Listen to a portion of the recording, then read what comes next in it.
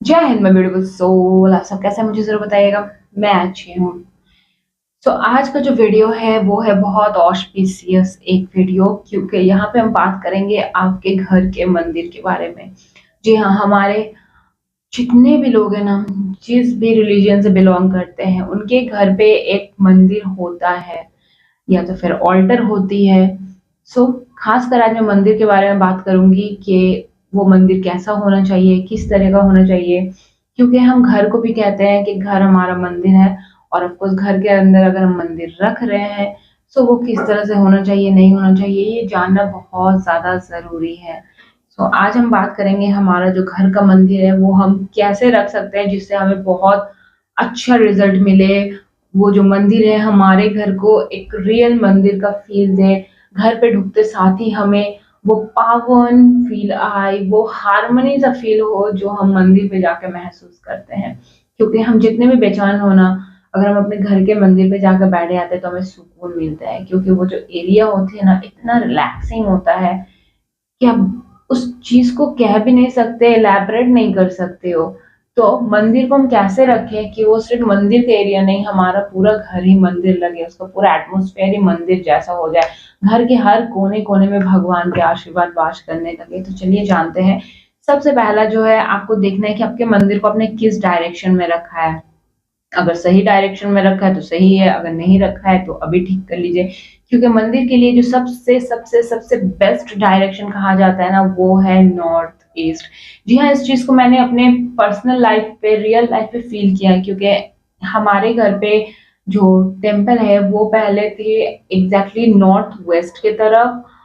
तो वो काफी डिस्टरबेंस क्रिएट हो रहे थे हमारे घर पे, और स्पेशली वो घर कुछ ऐसा था ना कि उस रूम के अलावा टेम्पल के लिए और कोई प्लेस नहीं था। तो वो एक्चुअली मेरे पेरेंट्स का बेडरूम था, जहाँ पे नॉर्थ वेस्ट कॉर्नर पे उन्होंने वो टेम्पल बनाया था।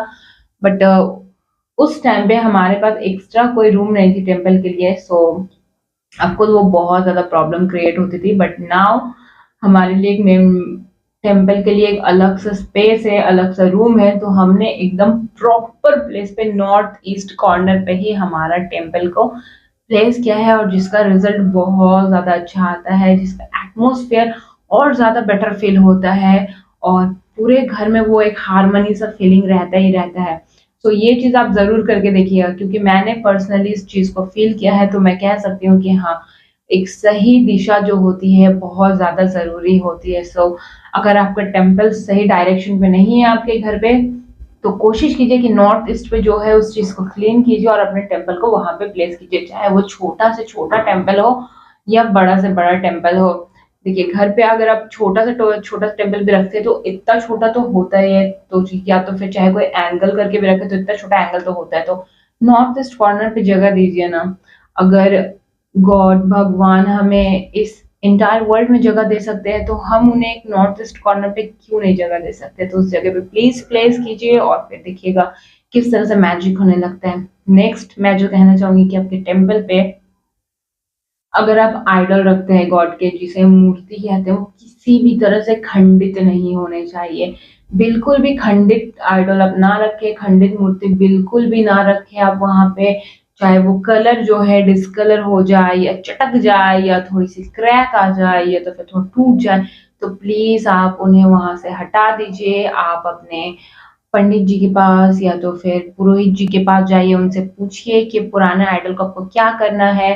वो आपको प्रॉपर बता देंगे, या तो फिर मैंने काफी सारे वीडियोस में भी बता के रखे हैं, आप वहां पर भी जाकर देख सकते हैं। बट खंडित मूर्ति बिल्कुल भी अपने घर के टेम्पल पे मत रखिए, और सेम गॉड के डुअल फोटोज आप ना रखें। मतलब कि जैसे कि अगर आप शिव जी के भक्त हैं तो शिव जी के दो फोटो आप अपने मंदिर में मत रखिए, दो आइडल मत रखिए। या तब नारायण जी को मानते हैं तो उनका दो फोटो, दो आइडल, किसी भी गॉड एंड गॉडेस, किसी भी देवता देवी की आप दो फोटो या दो आइडल एक मंदिर में ना रखें। ये बहुत ज्यादा कह सकते हैं कि दोष क्रिएट करता है हमारे घर पे, नेगेटिविटी क्रिएट करता है। देखिए, भगवान तो ऑफ कोर्स नेगेटिविटी क्रिएट नहीं करते, बट हमारे कर्मास होते हैं जो वो सबको खींच के लेके आते हैं।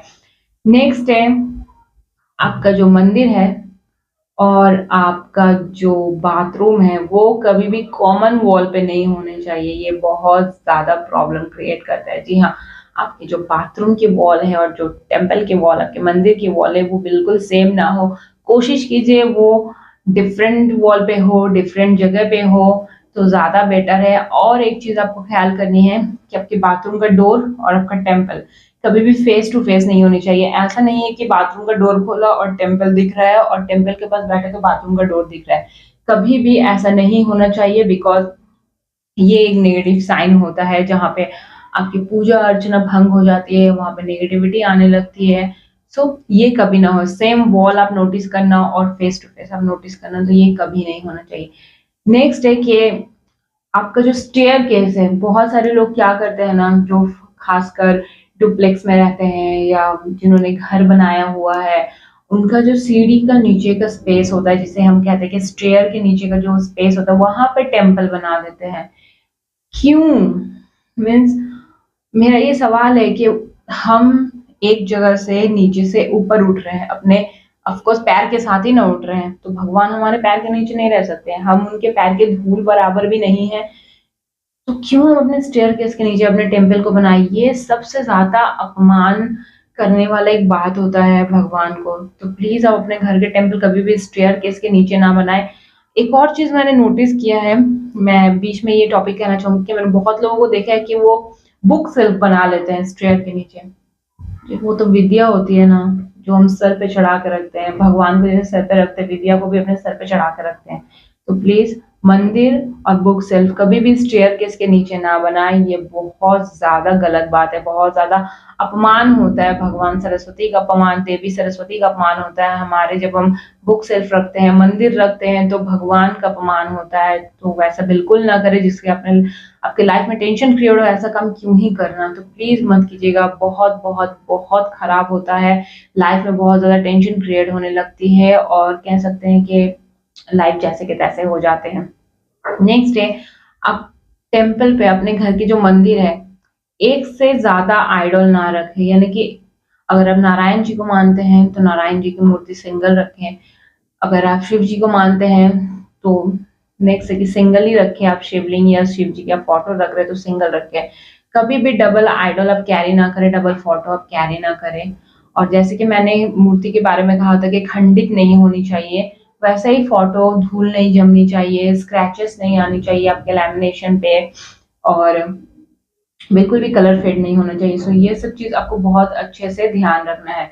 नेक्स्ट है कि अगर आप अपने मंदिर पे फ्लावर चढ़ाते हैं, ऑफ कोर्स हर कोई चढ़ाता है, तो अगर आप फ्लावर चढ़ाते हैं तो आपको ख्याल रखना है ना, वो फ्लावर जो बाहर से लाते हैं तो ऐसी जगह से लाइए जहाँ पे फ्लावर पे एक्स्ट्रा कलरिंग ना की हो, क्योंकि अभी फ्लावर को अच्छा दिखाने के लिए, ताज़ा दिखाने के लिए, फ्रेश दिखाने के लिए कलरिंग की जाती है।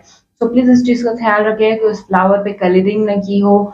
और फ्लावर कभी भी, ये बात आप याद रखना, फ्लावर कभी भी आप लेके आए और कलश के पानी में या तो फिर गमले में पानी लेके फ्लावर को धो के क्लीन करके ठाकुर जी पे, भगवान पे नहीं चढ़ाना है। आप फ्लावर लेके आए, उससे साफ दिल से भगवान को चढ़ाए, क्योंकि अब पानी में अगर आप डाल देते हैं तो वो फ्लावर कभी भी कोई भी देव देवी एक्सेप्ट नहीं करते हैं, क्योंकि वो ऑलरेडी पानी में एक्सेप्ट हो जाते हैं। तो सेकंड टाइम चढ़ा हुआ फूल कोई भी भगवान एक्सेप्ट नहीं करते हैं। तो ऐसा बिल्कुल मत कीजिएगा, फ्लावर लाइए, उन्हें चढ़ाइए। फ्लावर सूखने नहीं चाहिए, इस बात का आपको ध्यान रखना है। तो फ्लावर ताज़े रहें, उसी कंडीशन पे आप फ्लावर को निकाल लीजिए और फिर उसे डिस्कार्ड कर दीजिए। नेचर की चीज़ है तो आप नेचर में उसे दे सकते हैं। अपने पॉट रखिए जहाँ पे अपने बड़े-बड़े अगर कुछ पौधे लगाए हैं, वहाँ पे फ्लावर को डिस्कार्ड कीजिए, तो बहते पानी में बहाइए, बट किसी भी गंदे जगह पे आप अपने मंदिर के फ्लावर को बिल्कुल भी मत फेंकिए। इस चीज़ का आपको ख्याल रखना है। नेक्स्ट, आपके जो घर के मंदिर होते हैं ना, उसमें शिखर नहीं होना चाहिए। टॉप पे जो शिखर होते हैं ना, वो बिल्कुल नहीं होना चाहिए। आपने बड़े से बड़े मंदिर में देखा होगा, जहाँ आप दर्शन करने जाते हैं, शिखर होती है, बट घर के मंदिर में कभी भी शिखर नहीं होनी चाहिए।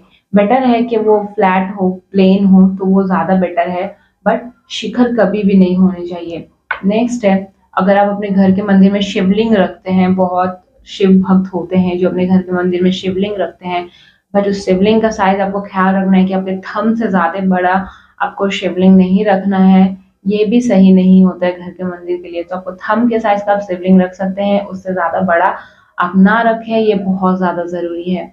इसके बाद मैं जो कहना चाहूँगी, आपके घर के मंदिर में आपको हमेशा दिया करते रहना चाहिए, देशी घी का दिया कीजिए आप, लाइट जलाए रखिए। अगर रोशनी आती है डायरेक्ट सनलाइट तो वेरी गुड। और जैसे इवनिंग होना स्टार्ट हो, आप अपने घर के मंदिर में लाइट जला के रखिए, दिया जलाइए। सो ये बहुत अच्छे होते हैं। सो ये कुछ टिप्स मैंने दी है जिससे आप अपने घर पे अगर मंदिर रखते हैं, सो आपका पूरा घर ही मंदिर समान हो जाएगा। पीस, हार्मनी, हैप्पीनेस, जॉय से भर जाएगा, घर में सुकून फील होगा और आपके मंदिर से कोई भी वास्तु दोष क्रिएट नहीं होगी। आपके मंदिर बिल्कुल सुरक्षित रहेगी और मंदिर में आप जो भी प्रे करेंगे ना, उसमें कोई भी बाधा नहीं आएगी। सो उम्मीद है आपको समझ आया होगा। अगर कोई भी प्रॉब्लम हो तो आप कमेंट कर सकते हैं, बट हाँ नेगेटिविटी मत फैलाइएगा। It's my humble request. Thank you so much. Vande Mataram.